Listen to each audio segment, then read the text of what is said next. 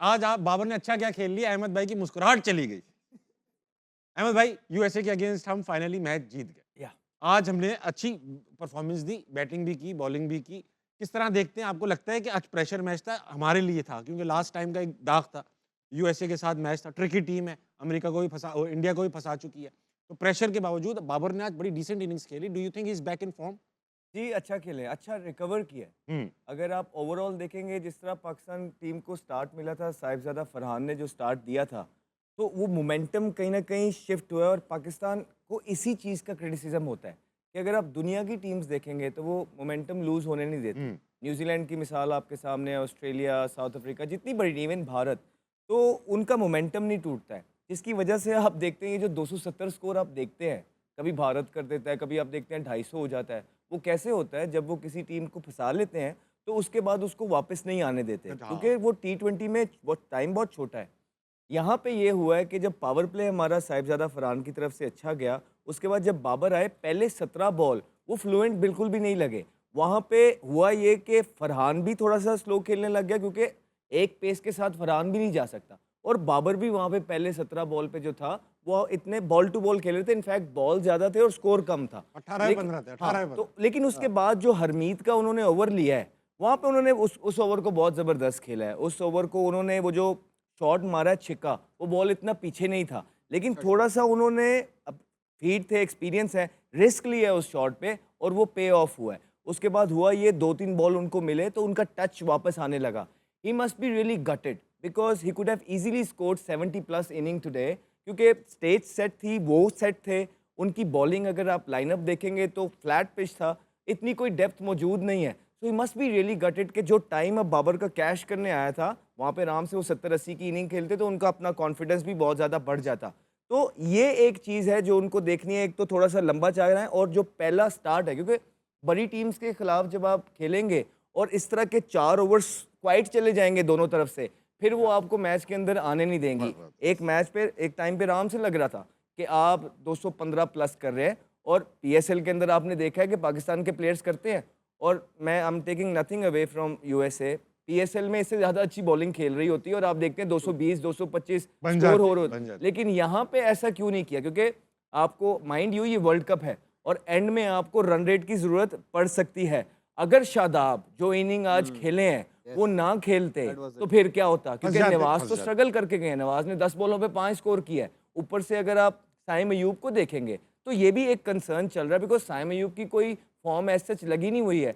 He is finding new ways every day to get out. पहले over के अंदर no look मारा, umpires को लाई, उनकी फेवर में चली गई, 2 चौके एज पे लगे, पीछे गए, फिर एक खड़ी की, कैच थोड़ा सा आगे गिर गया, फिर फाइनली जो चौके वाला बॉल था शॉर्ट एंड वाइड, उसको उन्होंने स्लैश किया, इतनी जोर से किया कि वो थर्ड मैन पे कैच हो गए।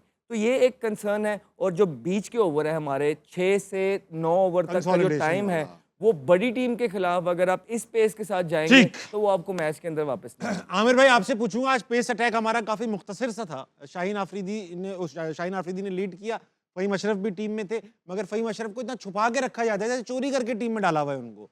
बैटिंग भी मजबूरी में कर रहे हैं, जब आ रही है तो कर रहे हैं, बॉलिंग उन्हें कोई दे नहीं रहा। ये लैक ऑफ प्लानिंग लग रही है। क्यों? एक और इसका रीजन मैं देख रहा हूँ, आज उस्मान खान को एज अ हिटर रखा हुआ है और उनको, शाहीन आफरीदी को मैंने देखा कि सिंगल उनसे कह रहे हैं, मुझे सिंगल लेके मुझे स्ट्राइक दे दो। तो मतलब ये रोल्स डिफाइंड नहीं है, और अगर नहीं है तो कौन करता है, और अगर हैं तो क्यों नहीं फॉलो हो रहे? आप तो फ़हीम पे चले गए, मैं तो सरप्राइज़ हूँ कि सलमान मिर्ज़ा ही नहीं खेले। जी जी जी जिस जी। आ रहा था जिस ये अगला, बंदे ये ने राशिद पिछले भाई के मै लिए बचा रखा है। जिस बंदे ने पिछले मैच में 24 रन्स दे के 3 आउट किए हैं, उस बंदे को आपने अगले मैच में खिलाया ही नहीं। और उसको एक ऐसे बॉलर को प्रेफ़र करें जो ऑलरेडी स्ट्रगल कर रहा है। शहीन आफरीदी स्ट्रगल कर रहे हैं। ठीक है, आई अंडरस्टैंड, क्रिकेट में ये टाइम आता है कि आपकी चीज़ें आपके साथ नहीं चल नहीं रही चलती। होती, आप ट्राई भी करते हो फिर भी नहीं होता। लेकिन जिस लड़के ने परफॉर्म किया, फिर उसका क्या कसूर है? टूर्नामेंट में, वर्ल्ड कप में एक आप तजर्बे नहीं कर सकते। इन फॉर्म ही प्लेयर्स आप लेके जाते हो ग्राउंड में। ठीक, जैसे आपने बोला, अगर शहीन से ओवर नहीं हो रहे और जहां मैच खत्म भी हो गया, तो शहीन जब तीसरा और चौथा, आप फहीम को क्यों नहीं करवा रहे? एटलीस्ट वहां पे तो उसको कराओ ना, कि जब बड़े मैचों में जरूरत पड़ जाए तो आपको पता टर्न नहीं हो रहा, शायद क्रॉस द सीम बॉलिंग हो रही है, काम चल रहा है, तो फहीम को ऐसी सिचुएशन में तो दे दो ना। चलो ठीक है, आई अंडरस्टैंड कि पावर प्ले में नहीं दे रहे, मैच फंसा हुआ है, मिडल में आपके पास 3 स्पिनर्स हैं, ओके आई अंडरस्टैंड, आपके मेन बॉलर कर रहे हैं, लेकिन जब 4 ओवरों में 70 चाहिए तब तो फहीम को करवा दो, एक तो लो, उसको हाथ तो कॉन्फिडेंस घुमा तो दो। आए। ठीक तो बात। ये जरा कंसर्निंग है चीज।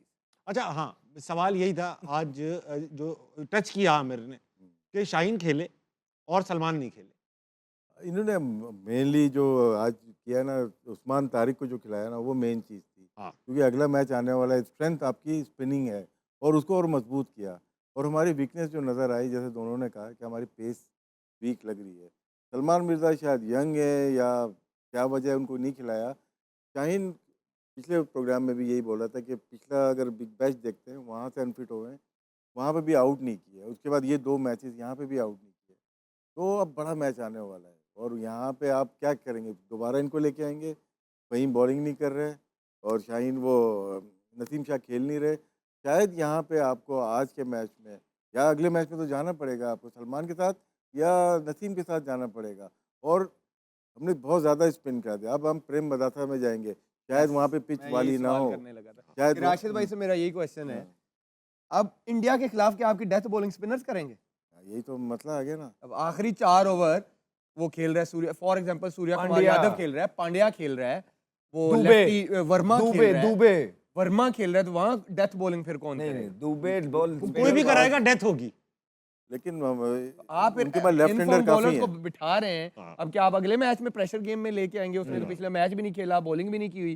फहीम ने मैच में बॉलिंग नहीं, दोनों मैचेस में नहीं की। क्या वो डेथ बॉलिंग करेगा? शाहीन ऑलरेडी स्ट्रगल कर रहे हैं, इवन डेथ में भी और नए बॉल से भी। और उनके लेफ्ट हैंडर हैं बहुत ये तगड़े तगड़े तगड़े वो स्पिनरों पे इतना नहीं बैट्समैन। फंसते। सही बात, सही बात।